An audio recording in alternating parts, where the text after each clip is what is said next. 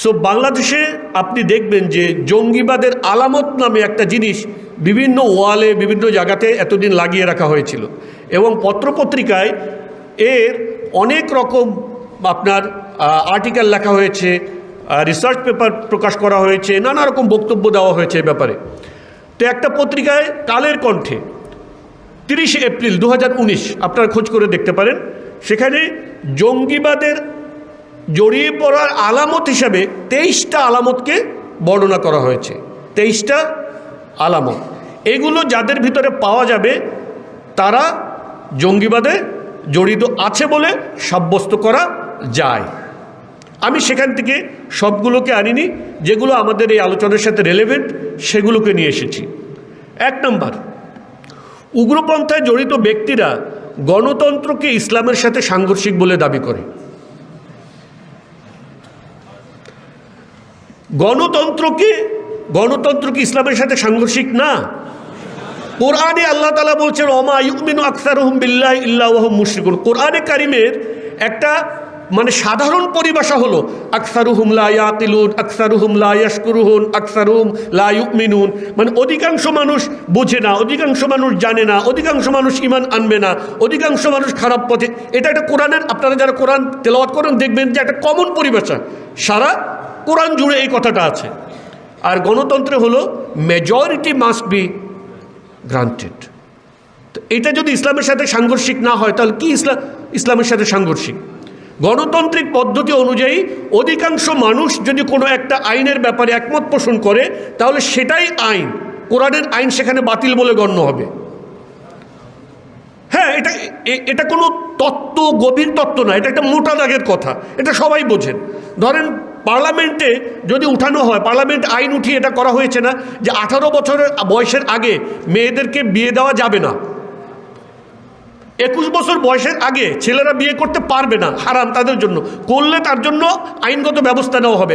18 বছর বয়সের আগে আপনি আপনার মেয়েকে বিয়ে দিতে যাবেন, আপনার থানা থেকে ওসি এসে আপনাকে গ্রেফতার করে নিয়ে যাবে। এটা কি করে কি না? করে। তাহলে এই আইনটা কারা পাশ করলো? অধিকাংশ এর ভিত্তিতেই তো তারা পাশ করছে। তাহলে অধিকাংশের ভিত্তিতে তারা আইন পাশ করে, এটা হলো ডেমোক্রেসি। ইটস ভেরি নর্মাল, মোটা দাগের কথা, সবাই বুঝবে। একজন একেবারে মানে লেখাপড়া না জানা লোকও বুঝতে পারবে এই কথাটা, তাই না? অধিকাংশ মানুষ যে আইনের পক্ষে মত দিবে সেটাই কি আইন, সেটা আল্লাহর আইনের সাথে সাংঘর্ষিক হলে কিছু যায় আসে না। এইটা ইসলামের সাথে সাংঘর্ষিক, এটা বোঝার জন্য কোনো পিএইচডি ডিগ্রি দরকার আছে? কিছুই দরকার নাই। এই কথা যে বলবে সে নাকি জঙ্গি, তার মানে ইসলামের কথা বলবে সে আসলে কি? ইসলামের কথা বললেই সে কি? জঙ্গি। ইসলামী শাসন ব্যবস্থা, শরিয়া আইন ও খিলাফা প্রতিষ্ঠার ব্যাপারে আগ্রহ প্রকাশ করে। আপনার পত্রিকায় দেখেন লেখা আছে। অত্যন্ত দুঃখজনকভাবে আমরা দেখছি কিছু ইসলামপন্থী দাবিদার লোকেরাও আজকাল, আমরা শরিয়ার কথা বলছি, এটা দেখে তাদের ভিতরে অনেক রকম জ্বালা পোড়া হচ্ছে।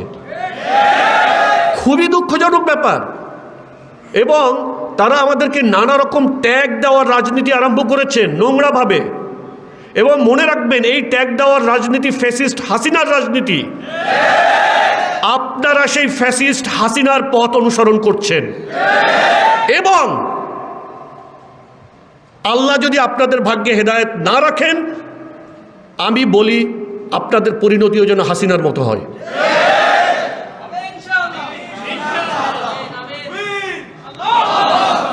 এটা কনসিকুয়েন্স, ন্যাচারাল কনসিকুয়েন্স। আপনি যদি অন্যায়ভাবে মুসলিমদের উপরে জুলুম করেন, আমরা দুর্বল, আমাদের শক্তি নাই, আমরা আল্লাহর কাছে দিয়ে রাখলাম। আল্লাহই উত্তম ফয়সালাকারী। আমরা আপনাদের বিরুদ্ধে, কারো বিরুদ্ধে আমরা কোনো কথা বলি নাই। আমরা কাউকে বোমা বানাইতে বলি নাই, বলেছি? আমরা কাউকে আঘাত করতে বলেছি?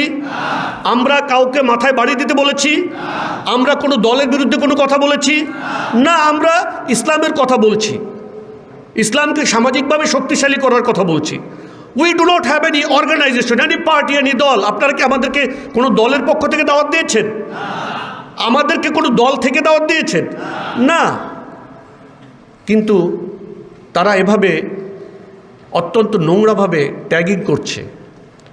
এই ট্যাগিং হাসিনা করত, হাসিনার ফ্যাসিস্ট রিজিম করত। সুতরাং তাদের পরিণতি আমরা দেখেছি। মাত্র 6 মাস আগেও কেউ ভাবতে পারেনি, 6 মাস কেন, তার পালানোর 1 মাস আগেও কেউ ভাবেনি তার কি হবে। সুতরাং আমরা অনেক বেশি ইন্টেলেকচুয়াল, অনেক বেশি পরিকল্পক, এগুলো হওয়ার দরকার নাই। আসলে উত্তম পরিকল্পনাকারী কে? আল্লাহ। অনেকে বলে আপনাদের পরিকল্পনা কি? আরে বেটা, আপনার পরিকল্পনা কি হাসিনা পালাবে আপনি এটা পরিকল্পনা করছিলেন? তাহলে আমাদের কোনো পরিকল্পনা নাই। আমরা দ্বীনের দাওয়াতের কথা বলতেছে, মানুষকে সত্যের কথা বলতেছে, দ্যাটস ইট। সময় বলে দিবে কি করতে হবে কি করতে হবে না। আল্লাহ তাআলাই উত্তম পরিকল্পনাকারী। আমাদের এত পরিকল্পনা, আমাদের পরিকল্পনা হলো উদউ ইলা সাবিলি রাব্বিক বিল হিকমাহ ওয়াল মাউইজাতিল হাসানা। আমরা আপনাদেরকে, মানুষদেরকে আমরা আল্লাহর পথের দিকে আহ্বান করছি, কোনো দলের দিকে না, কোনো সংগঠনের দিকে না, কোনো ব্যক্তির দিকেও না। ক্লিয়ার? আচ্ছা, ইসলামী শাসন ব্যবস্থা, শরিয়া আইন ও খেলাফা প্রতিষ্ঠার ব্যাপারে আর যদি আগ্রহ প্রকাশ করে তাহলেই সে জঙ্গি।